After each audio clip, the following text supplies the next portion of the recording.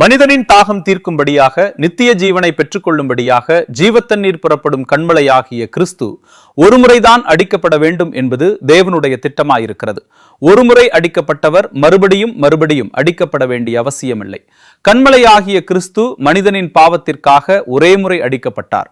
இன்றைய அனுதின தியானம்.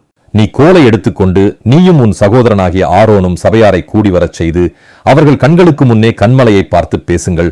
அப்பொழுது அது தன்னிடத்தில் உள்ள தண்ணீரை கொடுக்கும். இப்படி நீ அவர்களுக்கு கண்மலையிலிருந்து தண்ணீர் புறப்பட பண்ணி சபையாருக்கும் அவர்கள் மிருகங்களுக்கும் குடிக்க கொடுப்பாய் என்றார். எண்ணாகமம் 20:8. இஸ்ரவேல் ஜனங்கள் காதேசிலே தங்கியிருக்கையில் அவர்களுக்கு குடிக்க தண்ணீர் இல்லாமல் இருந்தது. அப்பொழுது இஸ்ரவேல் ஜனங்கள் மோசேக்கும் ஆரோனுக்கும் விரோதமாக கூட்டங்கூடி அவர்களோடு வாக்குவாதம் பண்ணினார்கள். எங்கள் சகோதரர் கர்த்தருடைய சந்நிதியில் மாண்டபோது நாங்களும் மாண்டு போயிருந்தால் நலமாயிருக்கும். நாங்களும் எங்கள் மிருகங்களும் இங்கே சாகும்படி நீங்கள் கர்த்தரின் சபையை இந்த வனாந்தரத்திலே கொண்டு வந்தது என்ன என்று சொல்லி முறுமுறுத்தார்கள். அப்பொழுது மோசேயும் ஆரோனும் சபையாரை விட்டு ஆசரிப்பு கூடார வாசலில் போய் முகங்குப்புற விழுந்து கர்த்தரை நோக்கி கூப்பிட்டார்கள். அப்பொழுது தேவன் மோசேயிடம் கண்மலையை பார்த்து பேசுங்கள். இப்படி நீ அவர்களுக்கு கண்மலையிலிருந்து தண்ணீர் புறப்பட பண்ணி சபையாருக்கும் அவர்கள் மிருகங்களுக்கும் குடிக்க கொடுப்பாய் என்றார். இதற்கு முன்னர் இதைப்போல் அவர்கள் ரெவிதீமிலே தங்கியிருந்த போது அவர்களுக்கு குடிக்க தண்ணீர் இல்லாதிருந்தது. இஸ்ரவேல் ஜனங்கள் மோசேயோடே வாதாடி நாங்கள் குடிக்கிறதற்கு எங்களுக்கு தண்ணீர் தர வேண்டும் என்றார்கள்.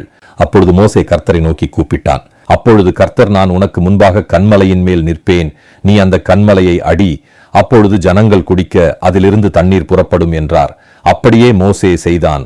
தேவன் கண்மலையிலிருந்து தண்ணீரை புறப்பட பண்ணினார். முதல் முறை அவர்களுக்கு தண்ணீர் இல்லாமல் இருந்தபோது கண்மலையை அடி என்று சொன்ன தேவன் இந்த முறை கண்மலையை பார்த்து பேசு என்று சொல்கிறார். ஏன் தேவன் அப்படி சொன்னார்? இந்த கண்மலை கிறிஸ்துவை குறிக்கிறது. எல்லாரும் ஒரே ஞானபானத்தை குடித்தார்கள். எப்படியெனில் அவர்களோடே கூட சென்ற ஞான கண்மலையின் தண்ணீரை குடித்தார்கள். அந்த கண்மலை கிறிஸ்துவே. 1 கொரிந்தியர் 10:4.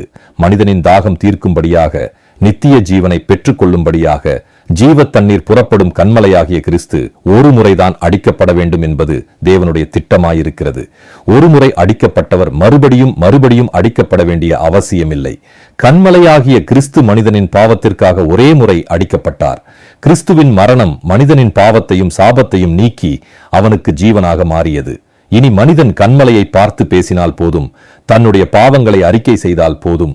நம்முடைய பாவங்களை நாம் அறிக்கையிட்டால் பாவங்களை நமக்கு மன்னித்து எல்லா அநியாயத்தையும் நீக்கி நம்மை சுத்திகரிப்பதற்கு அவர் உண்மையும் நீதியும் உள்ளவராயிருக்கிறார். 1 யோவான் 1:9. இந்த சத்தியத்தை வெளிப்படுத்தும்படியாக தேவன் மோசேயையும் ஆரோனையும் பார்த்து கண்மலையை பார்த்து பேசுங்கள் என்று சொன்னார். பண்டிகையின் கடைசி நாளாகிய பிரதான நாளிலே இயேசு நின்று சத்தமிட்டு, ஒருவன் தாகமாயிருந்தால் என்னிடத்தில் வந்து பானம் பண்ண கடவன். வேதவாக்கியம் சொல்லுகிறபடி என்னிடத்தில் விசுவாசமாயிருக்கிறவன் எவனோ அவன் உள்ளத்திலிருந்து ஜீவ தண்ணீர் உள்ள நதிகள் ஓடும் என்றார். யோவான் 7:37-38. கர்த்தராகிய இயேசு கிறிஸ்துவினுடைய கிருபையும் தேவனுடைய அன்பும் பரிசுத்த ஆவியினுடைய ஐக்கியமும் உங்கள் அனைவரோடும் கூட இருப்பதாக. ஆமென்.